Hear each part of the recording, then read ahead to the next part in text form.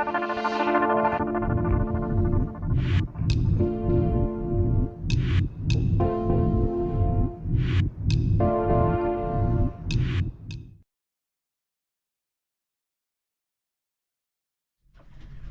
and welcome to our bathroom. We are installing the through hulls and have a look at Robert. He's the mastermind here. I nearly cried yesterday because we're a bit in a hurry. You shouldn't do stuff like that in a hurry. And of course it doesn't work. We bought these beautiful bronze through hulls now with an elbow and a hose piece. Sorry, this is not the through hull. The through hull is already down there. And we somehow managed to drill the holes in the hulls in a way that neither of the two through hulls we need to install here fits. We either need to cut off some of the backing for the floorboards, or need to cut the through hull to make it a bit shorter, or move the through hull around, neither of which is really fun to do. So it was a bit emotional and I was a bit overwhelmed with the situation, because it would also be nice for a boat job to just kind of work and not just be, wait, no, this doesn't work, we need another half an hour of thinking and probably 2 additional days of work. All right. But let's have a look at the through hulls. So this is the port side head bilge, and we have one through hull already installed here. It's not fully installed, it's not glued in, it's still, everything wiggles, but this is kind of the dry fit to see if it fits. This one fits. This is okay. This is where the water goes out and all the other stuff that needs to go out. This one, which is, as you can see, really close to this, and this is the support beam for the floorboard. So this one, fully extended, we have 2 fingers, and if we fit the through hull,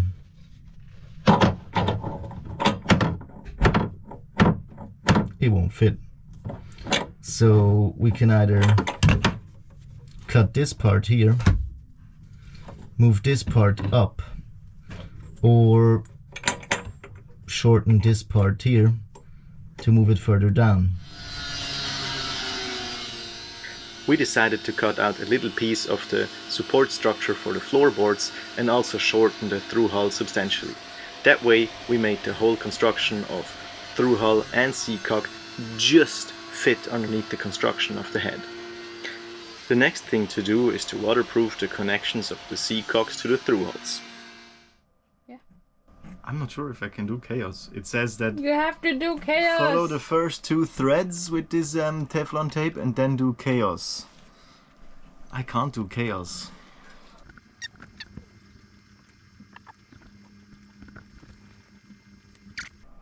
No, let's try. Screw it on.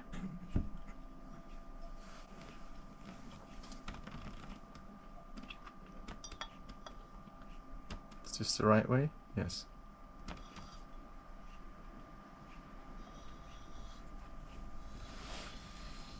Oh. Too much, I guess. Let's go. We try this here first. But yeah, no, this won't work.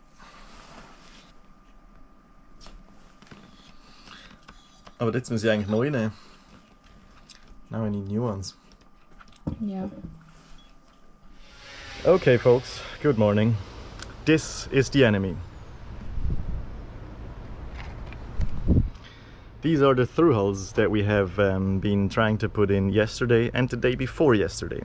A job that was planned to take half a day has now taken 2.5 days, including tears of me and crying by me as well.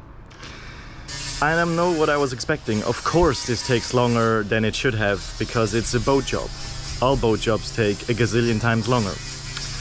Nevertheless, we have managed to screw together all the pieces with Teflon tape to make them watertight. Fingers crossed we actually managed to make them so. And now the last step is to glue the actual through hulls in. They are sticking out a little bit here. And they are going to get glued in with Sikaflex 291i. Fun story, we thought we had plenty of Sikaflex because we always have plenty of Sikaflex. You know I love Sikaflex. But when the job came to glue these things in and we opened our Sika cupboard, there was no Sika 29i. Just this already half-used can. So yeah, fun times at Tonley. And now watch me pour the last Sika in a perfect bead around these through hulls to make them watertight. Enjoy! Now the secret is to use the right amount of this stuff. Because if I use too much, we won't have enough for all three. If I use too little, they won't be watertight, so yeah, fun.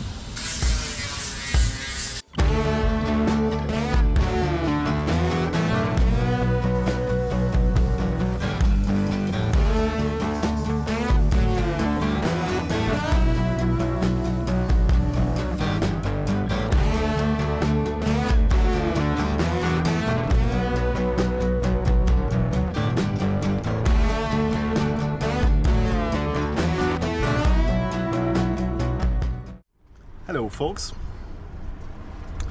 Hello folks. While Kira is painting the anti-fouling, I'm doing one thing that we certainly will need when we're going into the water the day after tomorrow. And that is, I'm installing the steering mechanism. We have already reinstalled the rudder recently. It was a tough day because it takes a lot of pressure to put it in. The seal is really tight, so we had to really apply a lot of force to get it in there. Didn't film it, and for the rudder to work we need a steering mechanism that somehow translates from the movement of the wheel via a chain, via a drive shaft, and then it needs to be translated to move the rudder. And what translated is this thing. You know it. This is the steering mechanism. We have painted it a while ago and re-greased it. Kira did that. And now it's finally going in. So yeah, it's super heavy. So I'm going down into the aft locker and installing it. And hopefully I still have all the screws from a year ago. It's a solid block of steel and about 2 kilos of fat. It must be about 10 kilos at least. Ah! Did you hear that snap? That was my knee. Ow! Getting old. Alright, it took a while figuring out, and the help of Kira, to find out that the screws are not metric, but imperial. And that the screws that I had dismissed as probably being too big are the screws we're needing. So we found the screws that are matching. They're just in now for assembly purposes. So we have one here, this one is already threaded. One is hanging out here to wait, and the others are over there. So we're trying to slot it in now and then tighten all the screws and start with the rest.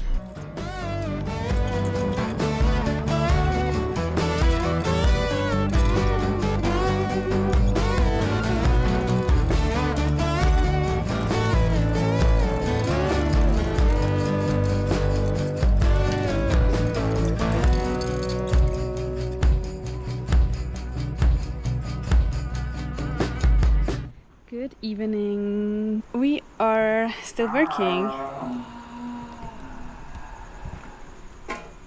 What? We turned the rudder too much. Can't be assembled right now.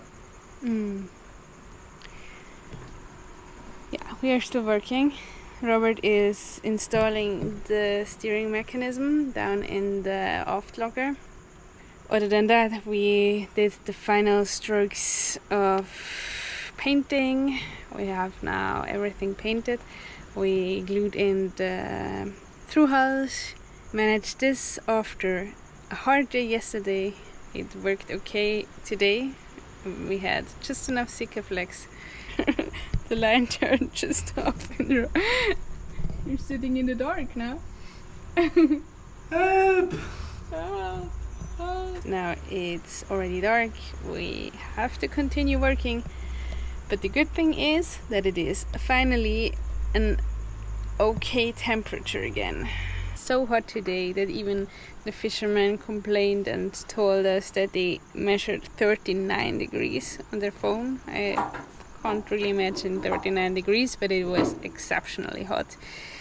And working down here in this funny little space was very hot, was it? In here it was about 45 degrees and 100% humidity. That's why I'm naked and the light is blinking. You're not. Hey, the people can't see if I'm naked or not. Why is the light going off? I can't see in the dark. We can make a find Robert on that picture. I'm blinking. That's where the light blinks, that's Robert. My last job for the night is to put on our sink anodes. And these things here, these are the new ones. These are the old ones they cleaned. They go onto the hull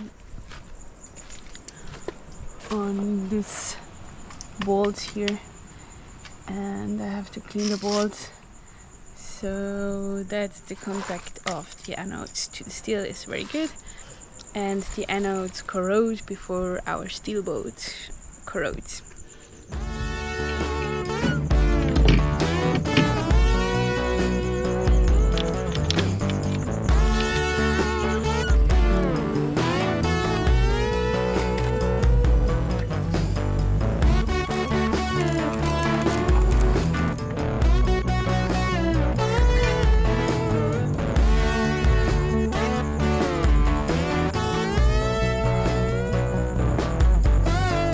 Our rudder is moving, so that's amazing.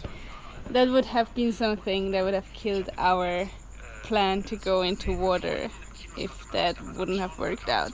So, big high five! Nice! Nice! Coolio, I have half of the anodes on. This one here, for example. I'm gonna do the other two ones, and then I guess it's time to shower, to eat something little, and go to bed and have our last day on the yard tomorrow. Makes me nervous somehow. I'm so excited to get into water, just like the thinking of being done here on the yard is crazy. Still can't believe yet, but yeah, so let's make the most of tomorrow.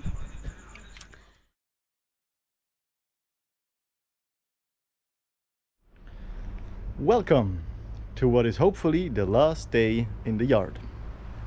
Tonley looks a little different. We have managed to actually pull it off, to completely overhaul the underwater hull. It's sleek red now, and let me show you a few of the highlights. The front, where we replated, has been filled with filler and painted in almost the same color as the hull. Then down here we have about a third of the hull. We went down to bare steel and we added 6 layers of 2-component epoxy automastic, and then a tie coat, and then 2 layers of anti-fouling. On the remainder of the hull, where the original paint was still sticking, we ground back the old anti-fouling completely until it was bare epoxy, and then we added 3 new layers of automastic epoxy, 1 layer of tie coat, and then 2 layers of anti-fouling. So we have at least 6 layers of epoxy, tie coat and anti-fouling on the whole underwater hull. We have here new zinc anodes. They're important for steel boats. These are completely new. Also the positioning is new. There has been no zinc anode here before. And then we have these guys, which are the old anodes. They have started to corrode, but there's still enough mass on them so we can reuse them. And I mean, they are expensive. These are 5 kilo ones. We have 6 of them. We're reusing them. Those are with screws. So these are the old positions, they have been renewed. There's another one, a new one on the keel. What we have as well new is the through hulls here. They have been glued in with Sikaflex and painted over. And let me check out the last one. Ow!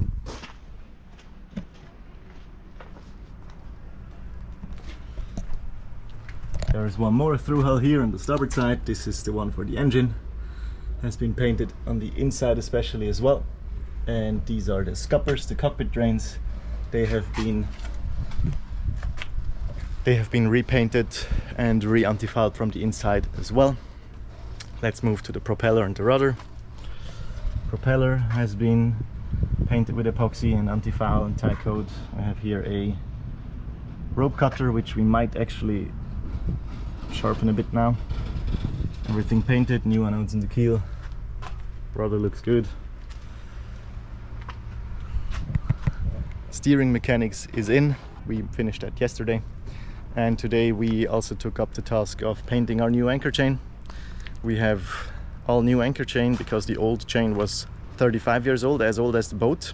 It was a 13mm chain, super heavy, and we decided to go with a lighter 10mm chain to add it from the center of the boat. You heard the story, chain was in the center. Now the whole setup has moved to the front. And let me show you the new chain with the new paint job. This is the chain. 100 meters, and we decided to have every 10 meters a double white, double pink color scheme, and every 5 meters a single white, single pink, and double white, double pink 10 meters again. Welcome to the front of Tundra. We are getting up the anchor chain. Kira is already down there. The anchor chain is down there too. That's this beautiful thing here, and it's going to go down there. So it's going to go down here into this bucket with the means of the new beautiful anchor winch. So let's try.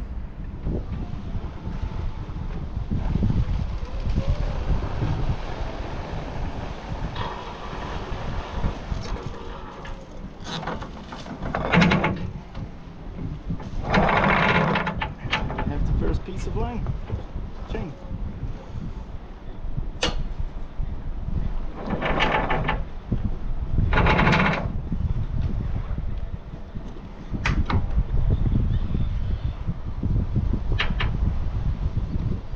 So we have attached the bitter end of the chain to a little bit of rope and threaded that into here, and now it's dangling down here, if you can see it, and I'm gonna attach it, and then we're just gonna windlass the chain up. First chain piece with the windlass.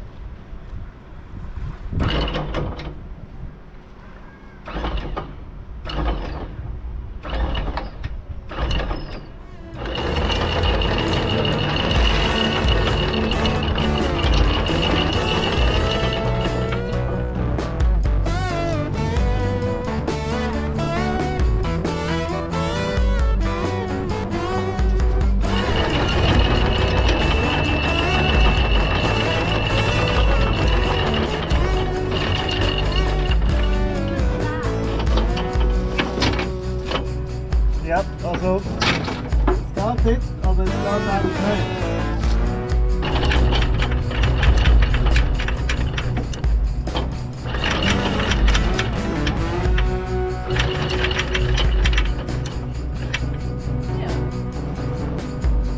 All right, that was it.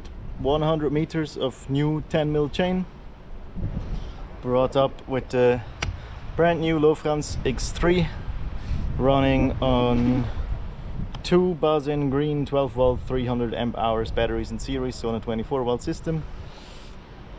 Works like a charm. This system works amazingly. The only thing that hasn't worked is the space down here. You can see the chain bucket is full to the rim and there's not too much space upwards, so we are restricting ourselves a bit with the bucket because we thought it's nice to have the chain not just dangling on the steel, it works when you distribute the chain by hand, but I think if we're in a hurry and this runs automatically, then this would probably clog. So I think we'll take out the wooden floor and take out the bucket and just line the sides with some sort of a cushion and keep it at that. All right, chain is up. Now we'll clean up around the boat on the outside a little bit, get rid of the plastic, have a beer, splash.